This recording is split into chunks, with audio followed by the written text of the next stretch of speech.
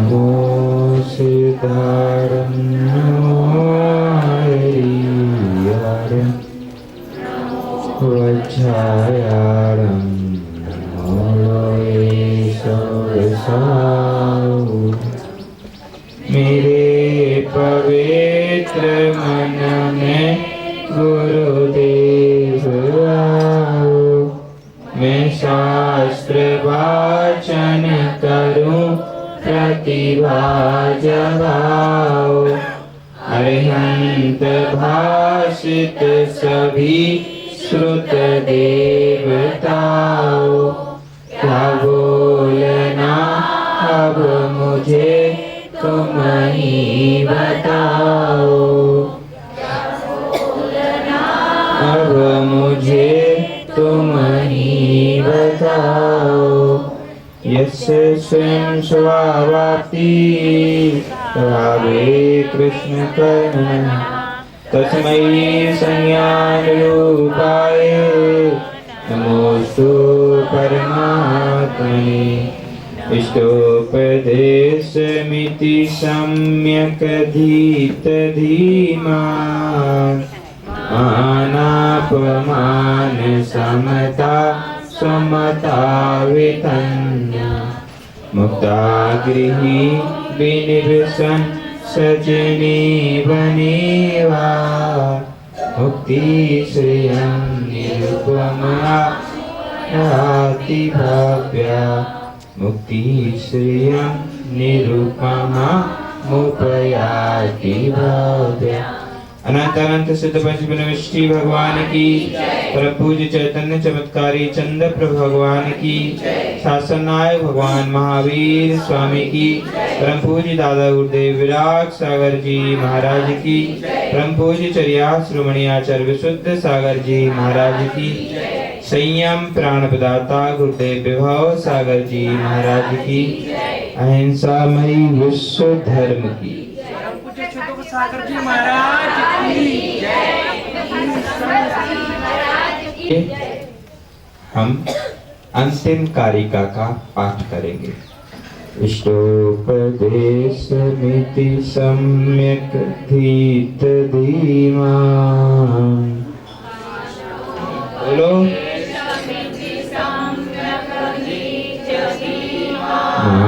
मानापमान समता समता वितन्य।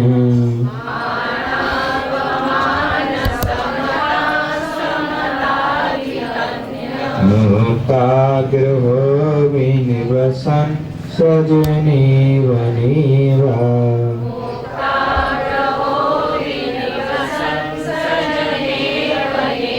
मुक्ति श्रियं निरुपमा मुपयाति भव्या।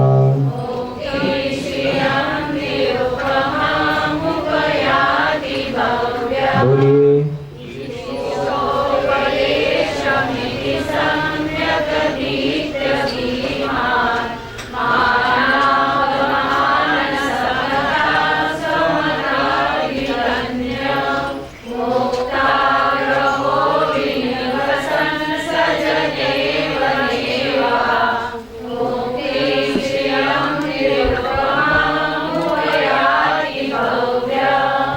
इष्टोपदेशमिति सम्यक् धीतधीमान्। जो इस इष्टोपदेश को सम्यक रीति से अध्ययन करता है वह धीत धीमान। धीमान के दो अर्थ, एक बुद्धिमान और दूसरा श्रीमान। देखो कितनी अच्छी सुव्यवस्था है। पढ़ना है इष्टोपदेश, अच्छी तरीके से अध्ययन करना है। पढ़ने में सारी गड़बड़ हो जाती। मांगो तो लाभ कम होता। यदि स्वामी सेवा से प्रसन्न हो और वह सोने का बिस्कुट देना चाहता है काहे का बिस्कुट? पार्ले जी नहीं, किटकैट नहीं, 2020 नहीं, वह चाहता था सोने का बिस्कुट देना और आप मांग बैठे कि मुझे तो चांदी का बिस्कुट चाहिए। तो वो क्या करेगा? ना कहेगा क्या? बोलो, नहीं कहेगा। उसे और भी सुविधा हो गई, वह चाहता था सोना देना और आपने चांदी, तो वो उसको और शीघ्रता से और जल्दी आपको, बस ऐसा ही अंतर है कि मिलना कुछ था और मिल कुछ और जाता। धीत धीमान, कहाँ गए? ये रहा, धीत धीमान। धीमान के दो अर्थ। पढ़ोगे इष्टोपदेश तो बुद्धि आएगी और गढ़ोगे इष्टोपदेश तो लक्ष्मी आएगी। कैसे? पढ़ना तो पुस्तक उठाई, इष्टोपदेश सम्यक धीत धीमान, मानापमान समता सुतता वितन्य, पढ़ना हो गया। यदि ऐसे भी पढ़ोगे तो थोड़ी बहुत बुद्धि, क्योंकि स्वाध्याय कभी निष्फल नहीं होता। संसार के सारे काम निष्फल हो सकते हैं, किंतु स्वाध्याय कभी निष्फल नहीं होता यदि उसकी एक लाइन और एक शब्द भी याद में रहा तो कल्याण का मार्ग प्रशस्त हो ही जाता। अब समझना यह है कि सम्यक, अब यहाँ सम्यक दर्शन के पास नहीं जाना, यहाँ सम्यक माने अच्छी तरीके से, सुव्यवस्थित ढंग से। जो अध्ययन करता है वह धीत मतलब पुरुष, धीमान बुद्धिमान और श्रीमान को प्राप्त होता है। देखो, यह दोनों वस्तुओं की प्रत्येक मनुष्य को नितांत आवश्यकता होती है। यदि धीमान नहीं है तो समाज में कोई पूछता नहीं है, और श्रीमान नहीं है तो समाज में कोई देखता तक नहीं है। यह सत्य है और इसी अनुसार से हमें उस सत्य का पालन भी करना पड़ेगा। अब इसके लिए, सम्मान पाने के लिए अथवा धीमान और बुद्धिमान बनने के लिए कहीं और अन्यत्र स्थान जाने की आवश्यकता। देखो, शिक्षक के पास जाओगे तो वो मात्र कोरी शिक्षा दे पाएगा और आपसे अर्थ लेगा। तो एक ही बुद्धि आई, धीमान तो बन जाओगे लेकिन श्रीमान वहां से चला जाएगा। अब एक साथ दो वस्तुएं चाहिए। ऐसा देखा कहीं आपने? बच्चे जाते स्कूल, 1 लाख रुपए साल, 1.5 लाख रुपए साल। वो मनन बता रहा था, बोले हमारी 1,40,000 लगती और दिवित की 1,10,000 लगती। मैंने कहा बाबा, आपने को तो इतना किसी ने पढ़ाया ही नहीं। उसके बाद धीमान बन पाते और श्रीमान फिर भी नहीं बन पाते। यदि धी और श्री दोनों में मान बनना है तो इस इष्टोपदेश को पढ़ना पड़ेगा। पढ़ोगे तो धीमान, करोगे तो श्रीमान। अब देखो कैसे बनोगे यह बात। जब इसमें नीति शास्त्र भी है, इसमें अध्यात्म भी है, इसमें नैतिक शिक्षाएं भी हैं। इन सारी शिक्षाओं की जब कुंजी हमारे पास आ जाती है तो फिर संसार मार्ग कठिन नहीं लगता। लोग बात सोचते संसार बड़ा कठिन है, गिर ना जाए, संसार बड़ा कठिन है, एक गृहस्थ धर्म निभाना बड़ा मुश्किल काम है, अच्छे अच्छे लोगों से इसकी मर्यादाएं पाल नहीं पाते, लोग घबरा जाते, दुखी हो जाते, रोने लगते, बिलखने लगते। तो उन सब के लिए उपाय है इष्टोपदेश। इष्टोपदेश पढ़ो तो बुद्धि आए और उसके अनुसार चलो तो लक्ष्मी आए। अब दुकान में बैठ करके आर्त और रौद्र ध्यान नहीं होगा तो स्वाभाविक सी बात है धर्म ध्यान होगा, और जहाँ धर्म ध्यान होगा वहां विशुद्धि होगी, और जहां विशुद्धि होगी उस विशुद्धि के आभा मंडल से ग्राहक क्या ग्राहक का बाप तक खिंचा चला आए।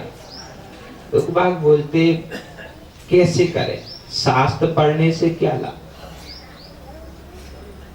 समझना, यहां शास्त्र खुलता है तो वहां ग्राहक की बुद्धि तुम्हारे प्रति खुल जाती।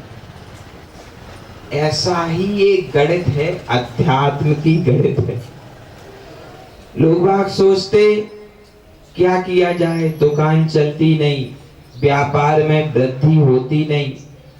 फिर जहां जो बोलता वहां वो पूजा करने के लिए एक महानुभाव आए, बोले महाराज आपको ज्योतिष आती क्या?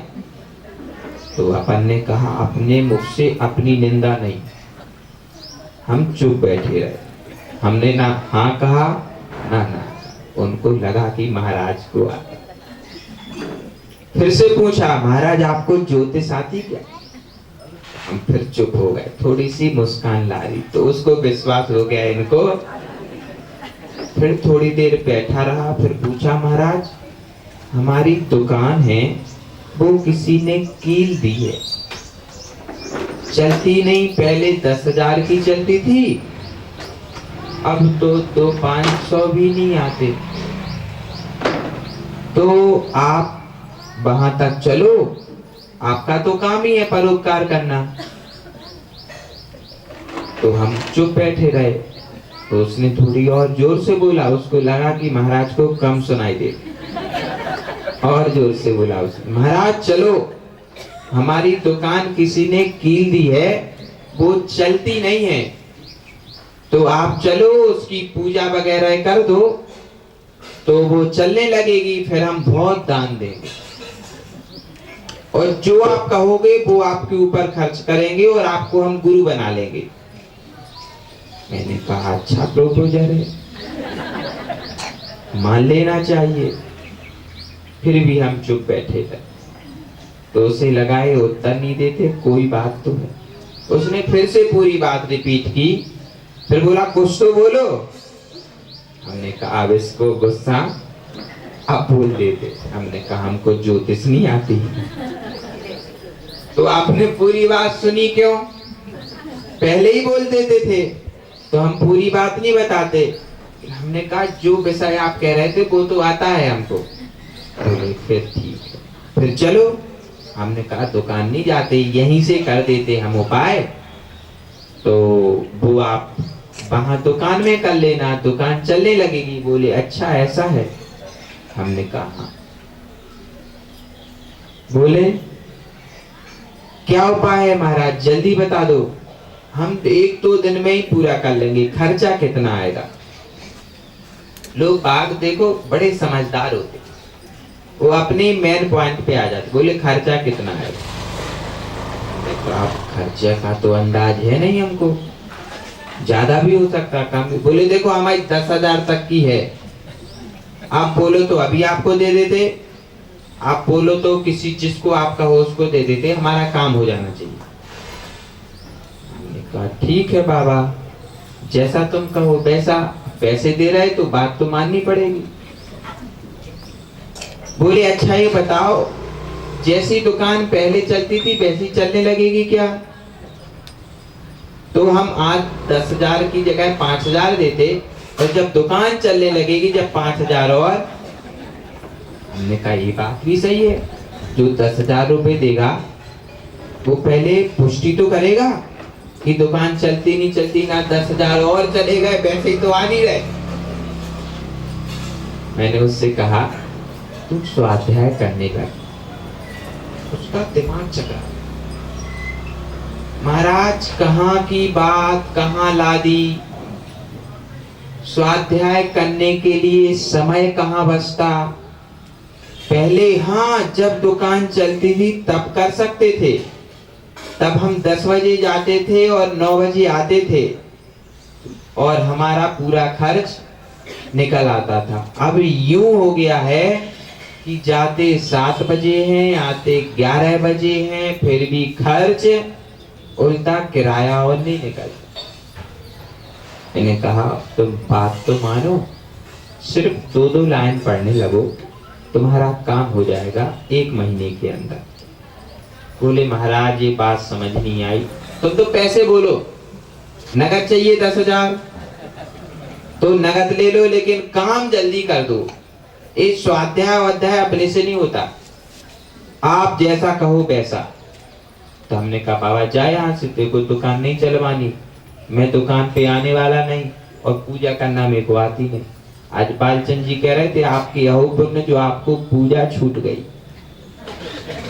अरे काका पूजा छूटी नहीं, पूजा बढ़ गई।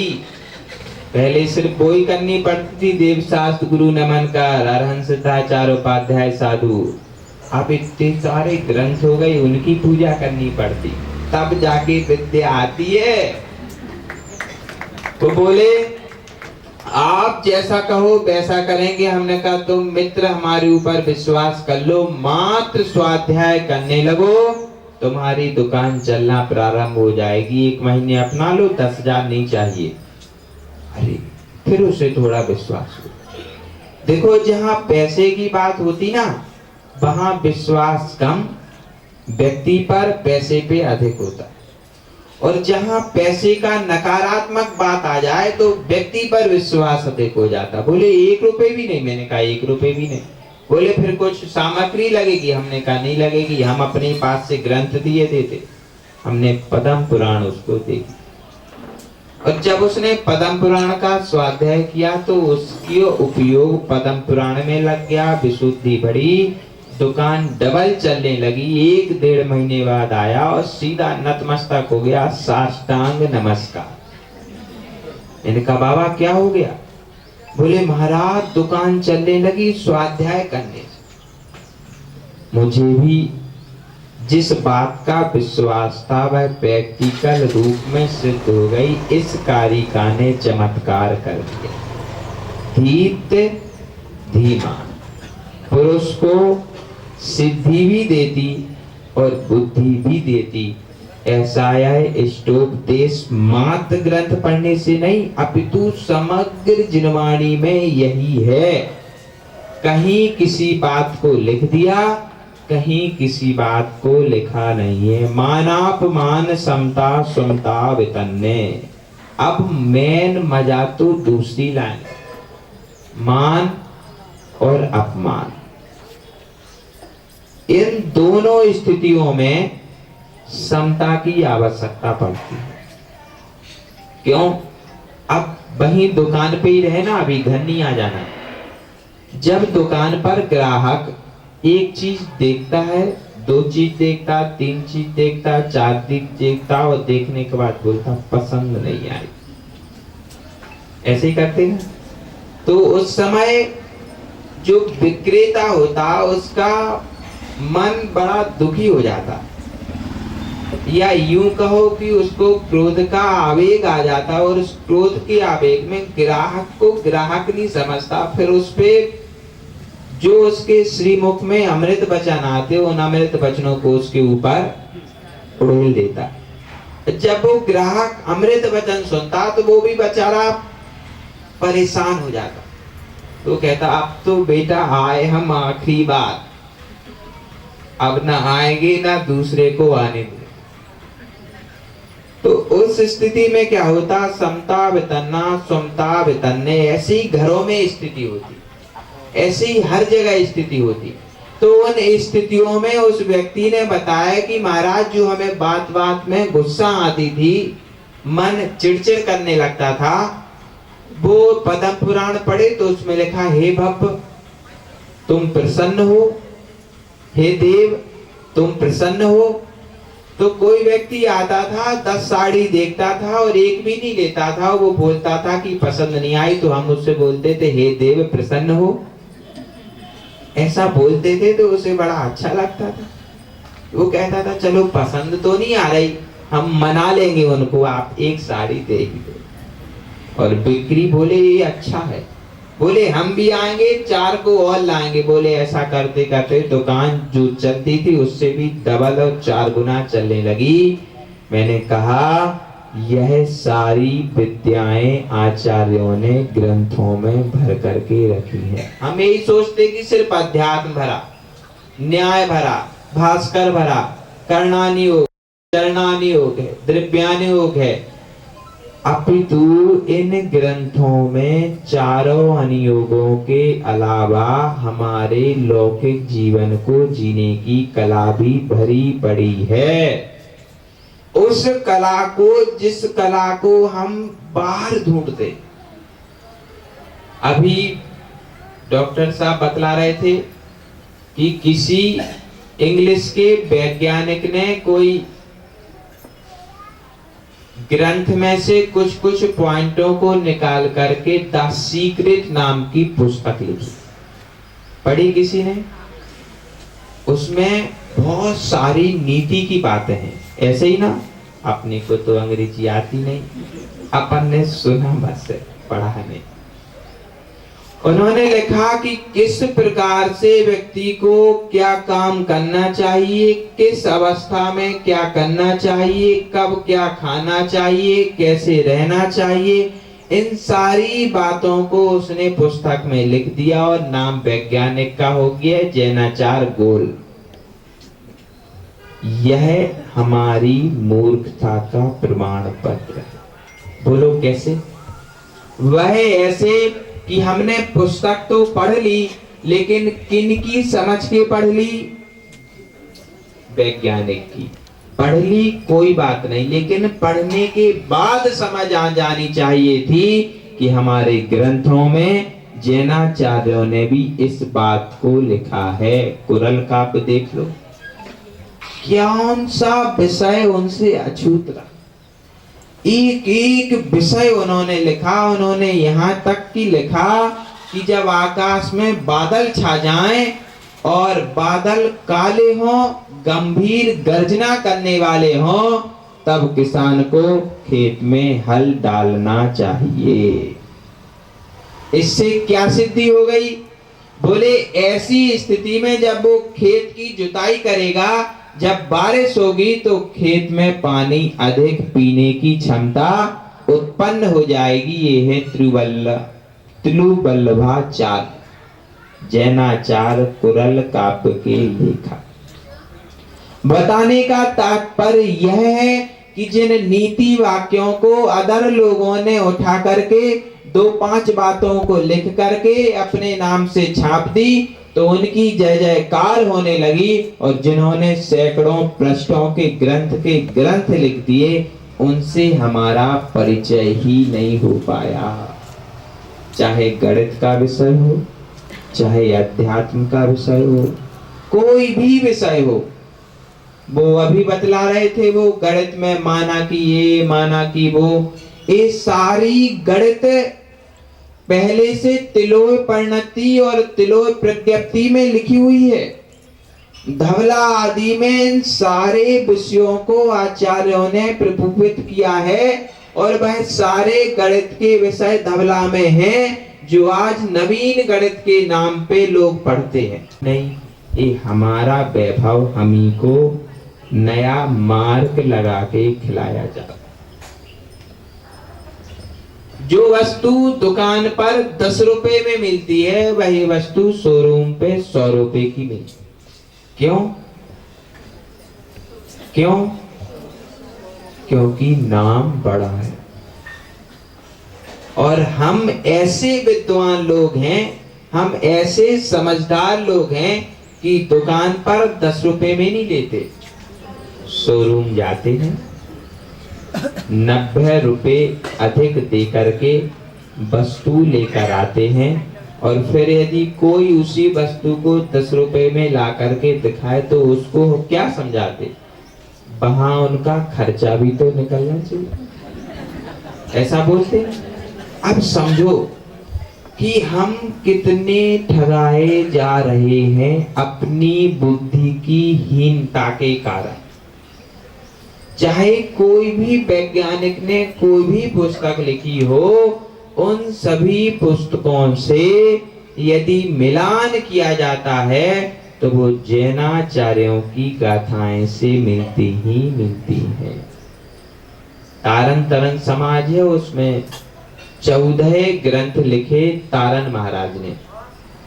उसमें एक ममल पाहोड़ करके है, उसमें धवला जी की असंजतम ना बंदे, उसकी गाथा को प्ररूपित किया गया है कि असंयमियों की वंदना नहीं करना चाहिए। जब वो ममल पाहोर मैंने पढ़ा तो अकस्मात वही पृष्ठ खुला और वो गाथा पढ़ी तो मैंने कहा ये तो धवला जी की है, असंजतम ना बंदे। ओ तब पता चला कि यह सारी गणित यहाँ वहां से घूम करके यहीं से उत्पन्न होती। अब यदि उस समय एक पुस्तक मिली किन्हीं श्वेतांबर महाराज ने लिखी थी, तो उसमें उन्होंने प्रभु पतित पावन में अपावन चरण आयो शरण जी यह विनती लिखी थी। इसका अर्थ उन्होंने अपने हिसाब से किया था, अर्थ नहीं, विनती महत्वपूर्ण थी। अब वो विनती याद थी, उस पुस्तक में कुछ शब्दों का हेर फेर करके वो लिखी गई थी।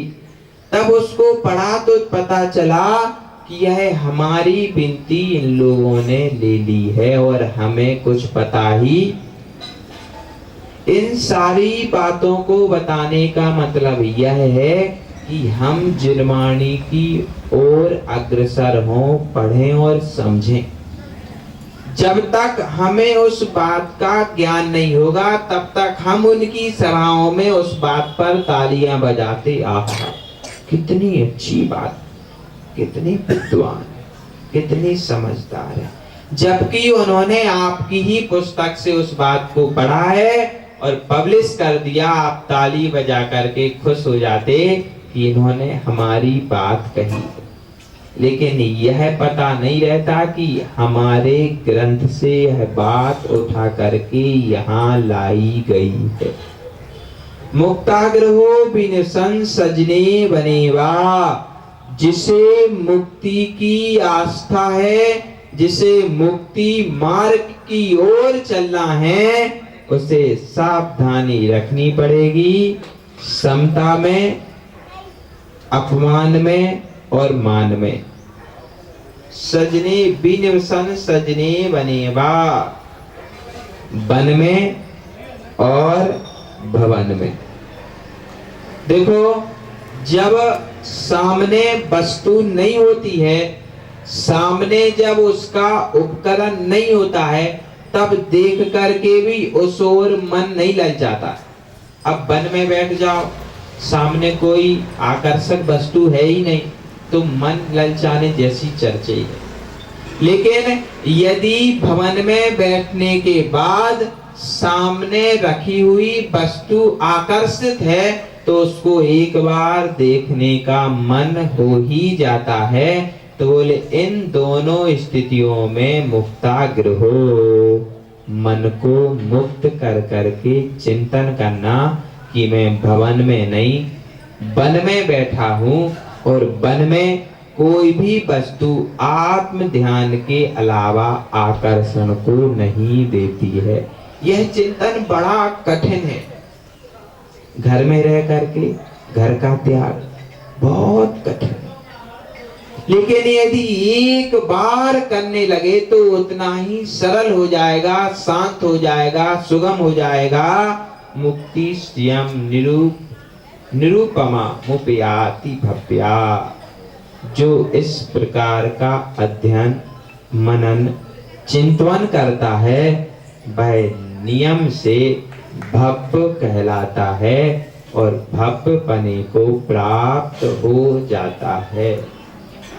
इष्टोपदेश में यद्यपि आत्मा की चर्चा है तो अध्यात्म ग्रंथ हो गया, लौकिक व्यवहार की चर्चा है तो नीति ग्रंथ हो गया, और जीवन शैली की चर्चा है तो जीवन ग्रंथ हो गया। और इससे भी कहीं श्रेष्ठ यदि उपमा दी जा सकती है तो वह यह है कि यह हमारे जीवन निर्माण का चारित्र ग्रंथ हो गया। हर जगह पूरे संसार में मात्र एक जैन धर्म ही ऐसा ग्रंथ है, ऐसा धर्म है जिसमें जीवन जीने के साथ साथ उस अंतिम ओर जाने का मार्ग भी दिखाया जाता है कि किस प्रकार से जीवन से मरण की ओर जाना चाहिए। समाधि की यदि बात की जाए तो वह सिर्फ जैनिज्म या जैन आगम शास्त्रों में ही बताई जाती है, अन्यत्र कहीं भी नहीं। देखना समझना, इसमें जो ध्यान की रूपरेखा बनाई गई वह ध्यान की रूपरेखा जाते जाते एक दिन ऊपर ऊपर ऊपर और उससे भी कहीं ऊपर पहुंचाने में सहायक होती है। उसकी सहायता का कारण है कि उससे समाधि की साधना प्रारंभ हो पाती है। जो समाधि की साधना इस जैन धर्म और जैन ग्रंथों में बताई गई है, अब वही समाधि की चर्चाएं अन्य अन्य जगह वक्ताओं के द्वारा सुनने को मिलने लगी। इसका मतलब यह है कि हम अपने ग्रंथों को नहीं पढ़ पाते और अन्य लोग हमारे ग्रंथों का अध्ययन करके उसमें से मर्म निकाल के अपने नाम के बाद उन बातों को लिख करके जय जयकार को प्राप्त हो जाए। एक महानुभाव का वक्तृत्व सुना, वह बतला रहे थे कि जब शरीर शिथिल हो जाए, पेट की जठराग्नि मंद हो जाए, उसमें भोजन पचाने की सामर्थ्य ना रहे, तब धीरे धीरे वृद्धावस्था में भोजन की मात्रा और भोजन की गरिष्ठता को कम कर देना चाहिए, हल्का भोजन और थोड़ा भोजन करना चाहिए। जब वह हल्का भोजन भी ना पचाया जा सके तब उस भोजन की और अल्प मात्रा कर देनी चाहिए। जब भोजन भी पचाने में शरीर की सामर्थ्य ना रहे तब भोजन को छोड़ करके पानक पर आ जाना चाहिए और पानी, दूध, छाछ इन सबको पीना चाहिए। इनसे शरीर में एनर्जी भी मिलेगी और शरीर स्वस्थ भी रहेगा। बोले जब पानी भी ना पचे तब भोजन को छोड़ देना चाहिए और भगवान का ध्यान करना चाहिए, उसके लिए समाधि कहते हैं। यह सारी चर्चा 600 पृष्ठों में मरण कंडिका और 1000 पृष्ठों में भगवती आराधना में भगवान अमित गति देव और शिव कोटि देव लिख करके चले गए। कितनी विशाल बुद्धि रही होगी, कितना परोपकार की भावना रही हो कि हमारे बच्चों को कहीं बाहर में भटकना ये हमारे ऊपर कृपा प्रसाद है। सोचते रहते थे कहाँ जाएं, किससे पूछें, मरण कैसे किया जाए, जीवन कैसे जिया जाए। देखो एक बात तो पक्की है, कोई मरण के बारे में नहीं सोचता, लेकिन अच्छी जीवन शैली में जीवन यापन किया जाए इस बारे में सब प्रयत्न करते। तो सोचते थे, ढूंढते थे और लोगों से पूछते थे। जैसे आज विदेशों की हालत है ना, भारत को विश्व गुरु कहा गया। किसको कहा गया? बोलो, इंडिया को। अभी भी लोग बोलते हैं, जो आप लोगों के बच्चे आते ना, पूछते हम कहाँ से आए, कब आए, तो बोलते महाराज हम 1 तारीख को इंडिया आए। उन्हें बतलाना, समझाना कि भारत को भारत ही बोले। इंडिया कहने से कोई स्टैंडर्ड नहीं बढ़ जाता, बल्कि तुम्हारी मूर्खता का सिद्ध हो जाता कि तुम कितना पढ़ करके आए हो जो इंडिया कह रहे। समझना, इन सारी चर्चाओं को आज बताने का तात्पर्य इतना ही है कि हमारे हर एक व्यक्ति के हाथ में मोबाइल है और मोबाइल में गूगल से जो भी कहो प्राय करके वो सब प्रश्नों के उत्तर देता ही देता। हम सभी प्रश्नों को तो ना पूछें, किंतु अब अदर लोगों ने या जैन लोगों ने जैन ग्रंथों को गूगल पर स्थापित कर दिया है। आप वहां से भी जितना आपको जहां जैसा समय मिले उनका अध्ययन कर सकते हो, और मात्र अध्ययन ही नहीं, उनको इस प्रकार से पढ़ना कि वह बात मन और मस्तिष्क में बैठ जाए। जब कहीं और उस बात को पढ़ो तो क्लिक हो कि यह हमारी बात है, इन्होंने उठा ली। यदि इस प्रकार से अध्ययन किया जाएगा तो निश्चित ही आपकी बुद्धि और श्री की वृद्धि में निमित्त कारणभूत मिलेंगे। आज इसीलिए यह विषय लिया गया कि हम लोग यद्यपि मंदिर में जाकर के तो धर्म की और अध्यात्म की चर्चा कर लेते, किंतु जब मंदिर से घर जाते हैं तो धीरे धीरे घर की चर्चाओं में वो अध्यात्म की चर्चा, वो धर्म की चर्चा धीरे धीरे शांति को प्राप्त, और जब अपने श्री मंडप रूपी घर में प्रवेश करते हैं तो वो सारी चर्चा चली जाती और घर के माहौल में हम रच पच जाते। रचना कोई दिक्कत नहीं, लेकिन उसके बाद भी इतना अध्ययन और मनन चिंतन करना कि कहीं हमारी बात लिखी में जाए तो हम गर्व से कह सकें यह हमारे जैनाचार्यों की चर्चा है जो इन लोगों ने उठा ली। देखो, प्राय करके श्रमणों से अधिक श्रावकों का भ्रमण अधिक होता। जहां हम 15 दिन में पहुंच पाते, वहां आप 5 घंटे में पहुंच जाते। तो आपके लिए यह सारे प्रसंग अधिक मिलते हैं।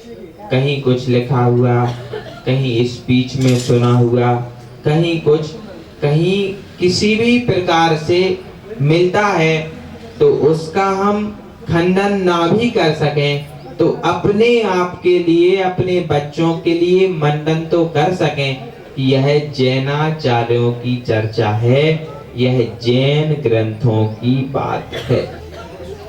पंडित जी जब भ्रमण के लिए बिहार आदि करते हैं तो कई जैन मंदिरों में जो पुराने खंडहर हो चुके, उन मंदिरों में तीर्थंकर आदि की प्रतिमा अवस्थित रहती, और उन मंदिरों को वैष्णव मंदिर या शैव मंदिर कह के उसके सामने बोर्ड लगा दिया जाता है कि यह शैव मंदिर है।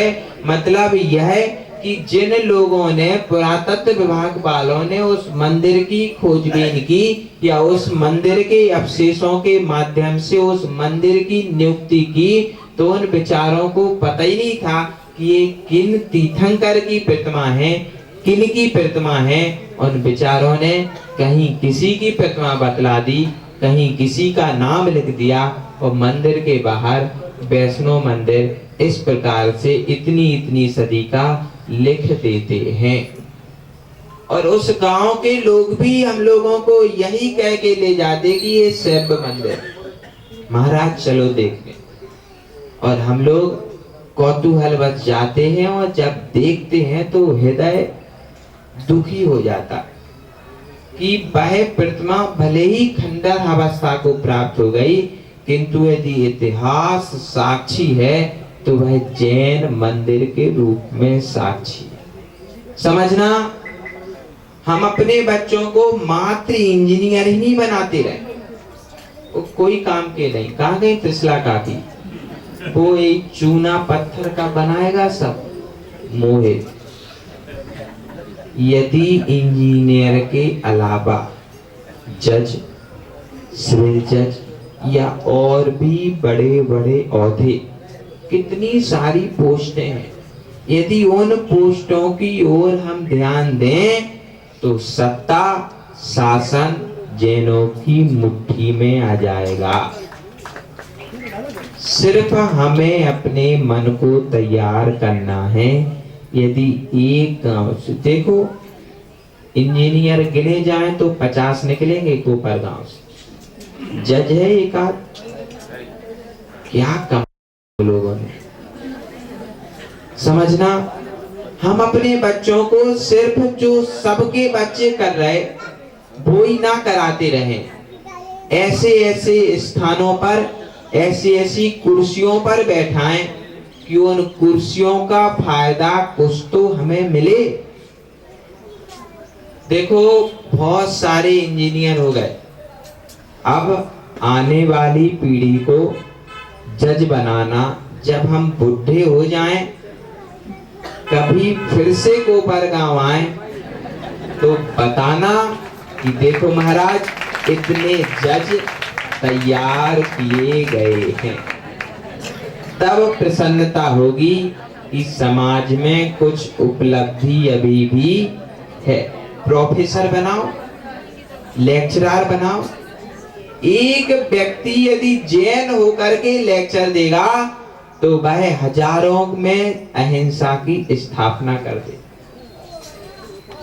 एक व्यक्ति ने यदि मकान बनाया तो उसमें 10-25 लोगों से अधिक नहीं रह पाते। बोलो एक के मकान में कितने रहेंगे? उसके ही सदस्य रहेंगे। और यदि एक व्यक्ति लेक्चरर बन गया, एक व्यक्ति जज बन गया, एक व्यक्ति बड़े कुर्सी पर बैठ गया, मंत्री या महामंत्री बन गया, तो वह पूरी सत्ता को अहिंसात्मक ढंग से चलाएगा। अभी सूचना मिली कि मध्य प्रदेश में कोई यादव मुख्यमंत्री बना तो उसने खुले में मांस बिक्री पर रोक लगा दी। अब उन्हें भी सोचना पड़ेगा कि अब मुझे यदि मांस बेचना है तो खुलेआम नहीं बेच सकते, और उस पे भी रोक लग गई। यदि उसकी जगह कोई जैन व्यक्ति होता तो वो खुले और बंद दोनों पर ही रोक।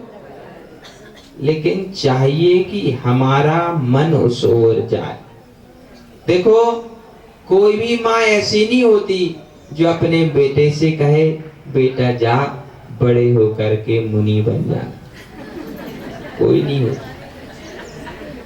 हमारे पास प्रमाण पत्र है, किंतु माँ यह तो जरूर कहती है कि बेटा तेको इंजीनियर बनना, तेको जज बनना, तेको लेक्चरर बनना, तुमको प्रोफेसर बनना। यदि ऐसी भावना छुटपन से दी जाएगी तो बड़े होकर के उसमें वह भावना जरूर फलीभूत होगी। आपकी सारी भावनाएं फलीभूत हों, समाज में एक नई क्रांति जागनी चाहिए। जिन स्थानों पर जैनों के बालक नहीं हैं उन स्थानों पर पहुंचना चाहिए। उससे समाज का उत्कर्ष और उद्भव होता है। आज आपका समय हो गया, कल आओगे तो कल से स्वरूप संबोधन, किसी दूसरे का संबोधन नहीं, स्वरूप अपने संबोधन के ऊपर चर्चा करेंगे। परम पूज्य गुरुदेव विभव सागर जी महाराज की दिन आराधना करते हैं, लेकिन आराधना करते करते आराध्य बनने का पुरुषार्थ भी करना चाहिए। आराधना और आराध्य, इसके लिए हमने 29 अगस्त को महाराज जी के द्वारा समझा था। संसार के कार्य में भाग तो लो, लेकिन भागीदार मत बनो। भाग और भागीदार, इसको हमने 26 अगस्त को समझा था। करते हैं, चर्चा बहुत सरल होती है, लेकिन चर्या बहुत कठिन होती है। पहले चर्चा करनी पड़ती है और बाद में चर्चा का विषय आता है। इसका हमने 4 सितंबर को महाराज जी के द्वारा सुना था।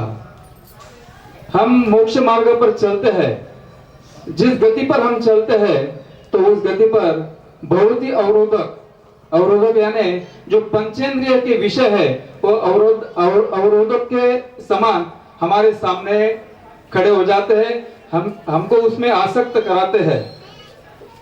लेकिन गति के साथ अगर प्रगति करना हो तो इन पंचेंद्रिय के विषयों को हमें दूरासक्त होना पड़ेगा। इसके लिए हमने 30 अगस्त को महाराज जी से सुना था। साथ ही घड़ी अपने हिसाब से चलती है, चाहे सुख हो या दुख हो। जिस प्रकार घड़ी अपना स्वभाव नहीं बदलती, उसी प्रकार हमें भी हमारे स्वभाव से च्युत नहीं होना चाहिए। इसके लिए हम महाराज जी ने हमें शेंगदाने के चटनी का उदाहरण दिया था। जैसे शेंगदाने की चटनी करने के बाद ढूंढने पर भी उसमें शेंगदाना नहीं मिलेगा, उसी प्रकार हमारे मन में इतना कपट भरा है कि कपट शोधने के बावजूद भी कपट नहीं मिलेगा। इसके लिए हमारी मनोवचन काय की प्रवृत्ति को संभालना होगा। इसको हमने 10 सितंबर को महाराज जी के द्वारा सुना था। और जिनवानी की एक गाथा 1 लाख रुपए के समान है। इसलिए आप सभी तत्वार्थ सूत्र, 6 डाला, अनेक शास्त्रों की गाथाओं को कंठस्थ करिए। इसके लिए हमने 9 अगस्त को महाराज जी के द्वारा सुना था। और व्रती बनना दामाद के समान है, यह भी हमने सुना था। और साथ में चम्मच और कटोरी, जब से इष्टोपदेश की गाथा शुरू हुई, चम्मच और कटोरी महाराज जी ने छोड़ी नहीं। अभी 30 सितंबर और 1 अक्टूबर का जो प्रवचन था, तो ये जो मैंने आपको उदाहरण बताए, ये उदाहरण महाराज जी के दिमाग में ऐसे नहीं आए। मैं महाराज जी का निवास यहाँ रत्नत्रय विला में हो रहा है और मैं देख रहा हूँ कि चिंतन की धारा महाराज जी की किस प्रकार चल रही है। सुबह 3 बजे से लेके महाराज जी बैठ जाते हैं और चिंतन की धारा शुरू करते हैं। और इस चिंतन की धारा करते समय जो उनका आत्म उपयोग, जो शुभ उपयोग होता है, इसके कारण महाराज जी निश्चित ही 6वें 7वें गुण स्थान में झूलते ही होंगे।